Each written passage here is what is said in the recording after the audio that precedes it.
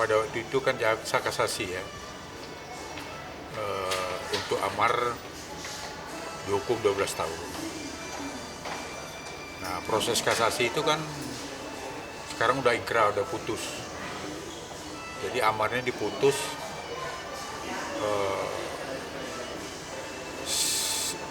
ya penjara 4 tahun,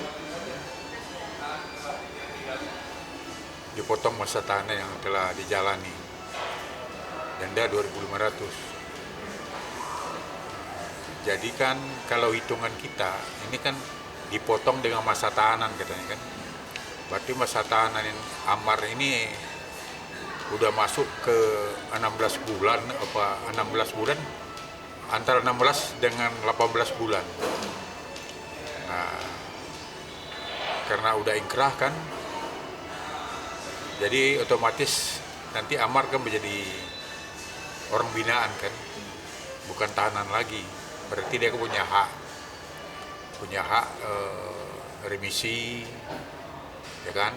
Biasanya kan ada remisi Lebaran, kemudian 17 Agustus, kemudian juga remisi kalau berkelakuan baik di dalam rutan.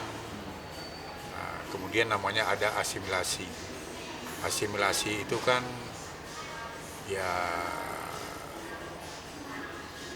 dihitung 50% dalam menjalani hukuman boleh mengajukan hak asimilasi.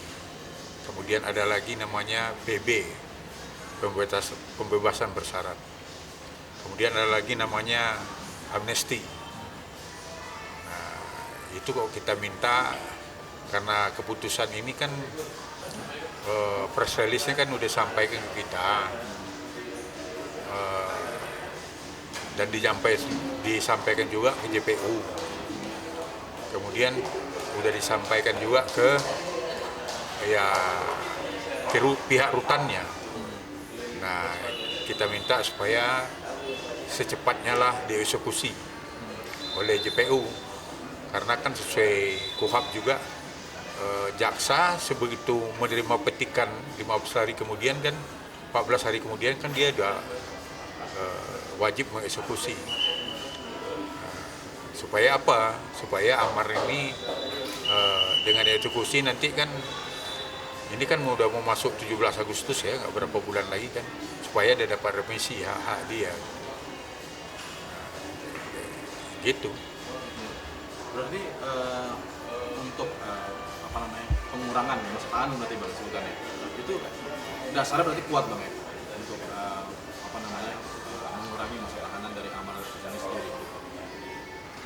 Ya kan dasarnya udah diputus di pengadilan kan, bahwa hukuman dia itu 4 tahun penjara dikurangi dengan masa tahanan yang udah dijalani.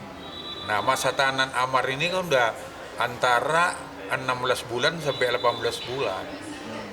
Nah, berarti kan kalau kita hitung dia kalau menjalani 2 tahun nanti kan, berarti kan tinggal berapa bulan lagi kan, 2 tahun. Apalagi kalau dapat remisi lagi, kalau ada pengampunan pada tanggal 17 Agustus, berarti kan makin cepat lagi dia bisa mengajukan asimilasi. Karena asimilasi itu dihitung 50% menjalani hukuman. Mungkin untuk Amar sendiri bang, sudah tahu atau seperti apa kabar bahagia ini? Ya pastilah kan kita memberitahu. Kami begitu kami dapat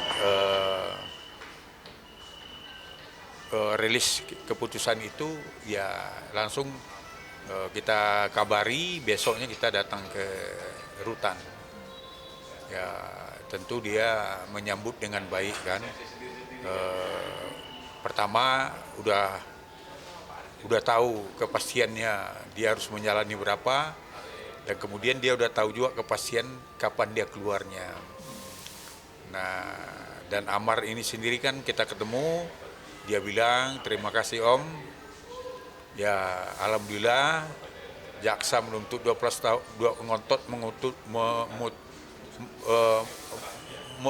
menghendaki dia dihukum 12 tahun, ternyata diputuskan oleh Mahkamah Agung 4 tahun. Tentu dia bersyukur kan. Kemudian dia bilang juga, tolong sampaikan terima kasih kami ke media Om, katanya, karena kan ya kasus ini kan ya dengan bantuan rekan-rekan media kan, dari awal mulai dari kepolisian sampai ke terakhir di Mahkamah Agung kan dipantau oleh media. Mungkin itu juga ada ibaratnya yang menjadi perhatian ya untuk dia dihukum ringan. Tentu jejak digital dia akan dilihat juga oleh Hakim Agung itu. Mungkin rilis itu sendiri keluar per tanggal berapa? Bulan berapa? Rilis itu udah 1 minggu yang lewat itu, ya kan. Dan yang kita syukuri juga kan, Amar ini kan didakwa jasa itu kan sebagai pengedar, kemudian sebagai penjual, nah, kemudian aktor intelektual yang memodali bisnis itu. Ya, rekan-rekan kan tahu kan. Nah, ternyata faktanya mulai dari putusan PN Jakarta Barat, keputusan PT DKI Jakarta, dan keputusan Mahkamah Agung, ternyata Amar ini adalah pembeli dan dipakai untuk sendiri, ya istilahnya penyalahguna narkotika untuk diri sendiri. Jadi ya termentahkanlah semua asumsi-asumsi yang dibangun oleh JPU, seolah-olah dia adalah bandar dan penjual sekaligus aktor intelektual, berarti terbantahkan kan. Nah itu. Nah mungkin sebentar lagi Amar mau keluar, fisik dan mental dia sudah siapkan untuk kembali ke masyarakat.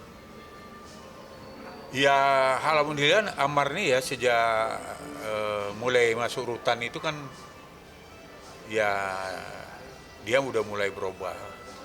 Daripada pada waktu di Polres kan itu kan memang tahanan itu kan terbatas, orang ngunjung terbatas, kemudian ya aktivitas kan terbatas.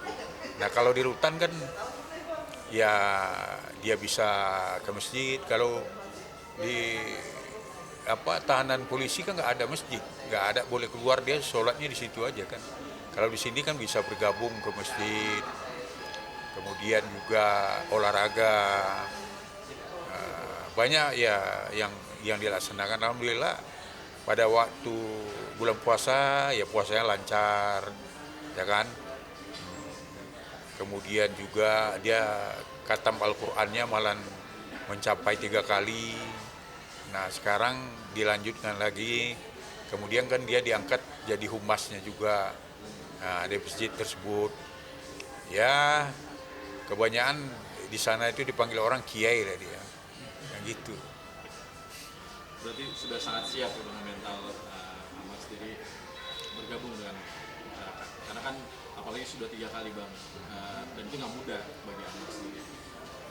Iya mudah-mudahan lah, kita doain juga, tapi kan dari perkembangannya kita tengok, ya alhamdulillah ya menurut saya ya siap lah, karena berat badannya juga sekarang kan dari 130 kalau nggak salah ya, sekarang udah sekitar 80 dan 85, jadi udah sangat luar biasa. Dan memang terakhir di Kamis itu dia wajahnya udah kalau menurut kita ya udah makin ganteng lagi kan gitu. Nah, jadi ya memang dia selalu menanyakan, memang dia udah mempersiapkan diri untuk ya menyesuaikan berkarir kembali kan, karirnya yang pernah dijalaninya. Itulah kenapa kita nanti akan majukan asimilasi itu. Itu kan simulasi itu kan penyesuaian, ya kan, penyesuaian untuk ke lingkungan dia. Jadi dia belum dikatakan bebas. Nah, jadi dia penyesuaian karena masih dalam pantauan dari Bapas namanya. Nah, jadi dia mungkin diberikan untuk keluar mungkin ya belum 100%. Dan dalam kondisi tetap dia di bawah pengawasan Bapas. Ya kalau udah bebas murni kan ya kan pasti nggak ada lagi itu kan, nggak ada pengawasan, nggak ada apa.